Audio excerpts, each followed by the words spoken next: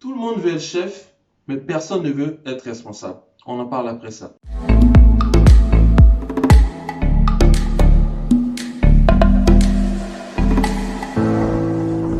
Lorsque j'étais dans le monde du travail, j'avais déjà constaté ce fait. Beaucoup de personnes voulaient être chef, beaucoup de personnes voulaient des privilèges, beaucoup de personnes voulaient commander, mais très peu comprenaient le principe même de la responsabilité ou d'être responsable face à une tâche ou à une décision qui concerne l'entreprise dans laquelle on travaille. Ce phénomène est devenu beaucoup plus important pour moi, beaucoup plus compréhensif pour moi lorsque je me suis lancé dans l'entrepreneuriat. Voyez-vous, il y a deux types d'employés. Sinon, il y a deux façons de fonctionner, il y a deux types de personnes. Il y a des personnes dans l'entreprise qui sont intéressées par les privilèges, les bonnes choses, les avantages, par le pouvoir.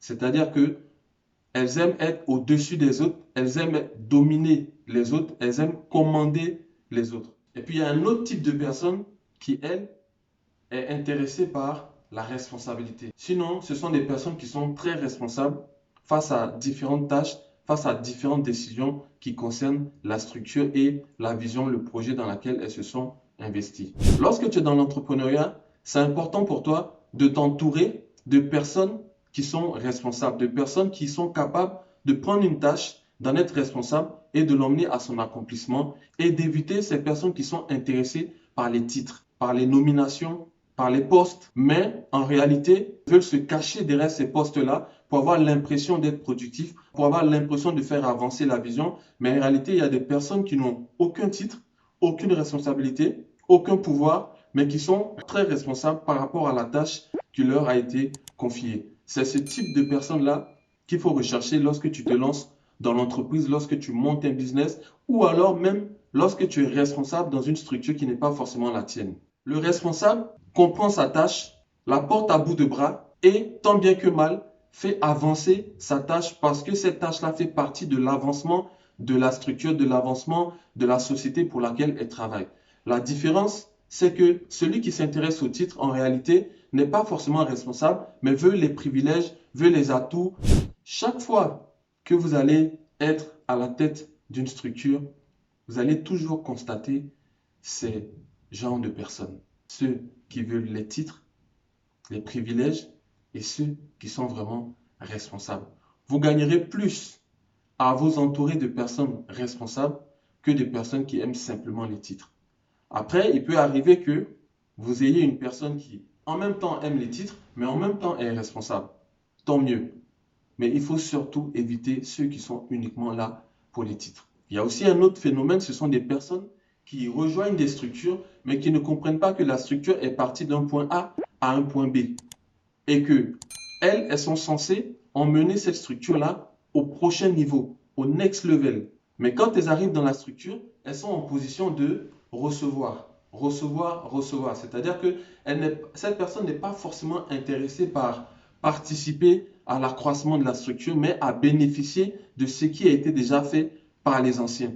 Voilà pourquoi moi, dans toutes mes structures, je donne une place très importante aux anciens. Pourquoi? Parce que les anciens ont permis que la structure soit toujours existante et permette à d'autres personnes d'avoir une activité professionnelle. Je mets toujours en priorité les anciens par rapport aux nouveaux. Je donne beaucoup plus d'avantages aux anciens par rapport aux nouveaux parce que le nouveau, quand il arrive, il trouve un noyau qui est déjà sur place, il doit apporter sa pierre à l'édifice, il doit apporter sa participation afin que demain, d'autres personnes puissent nous rejoindre et qu'elles aussi, elles deviennent un ancien, elles deviennent quelqu'un qui a participé à l'avancement du projet.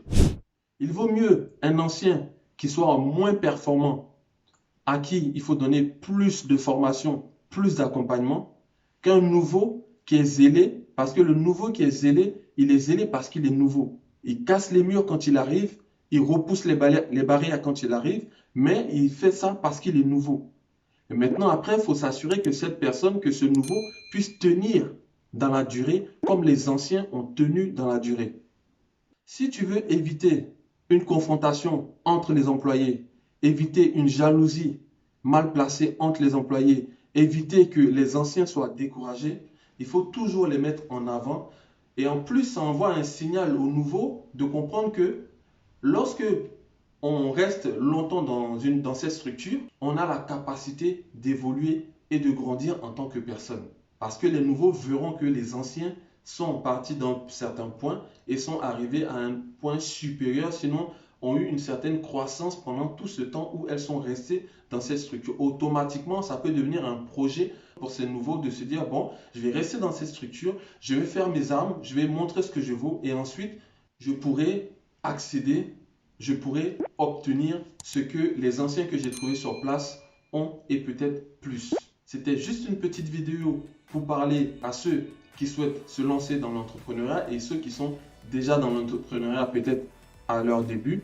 Juste cette petite vidéo de motivation pour vous situer par rapport aux différents types d'employés, donc ceux qui aiment les titres et ceux qui aiment la responsabilité. Le mot d'ordre, la conclusion, c'est de partir plus pour ceux qui aiment la responsabilité. Ils vous feront aller beaucoup plus loin. C'était Nyepa Joël Anani pour la chaîne Astuces du pays. Vidéo sponsorisée par AgroLife Group Agriculture Urbaine Biologie à Abidjan et Sarange Group, agence immobilière pour les membres de la diaspora qui souhaitent investir en Côte d'Ivoire de façon sereine et sécurisée. Bon après-midi à vous et à bientôt dans une nouvelle vidéo.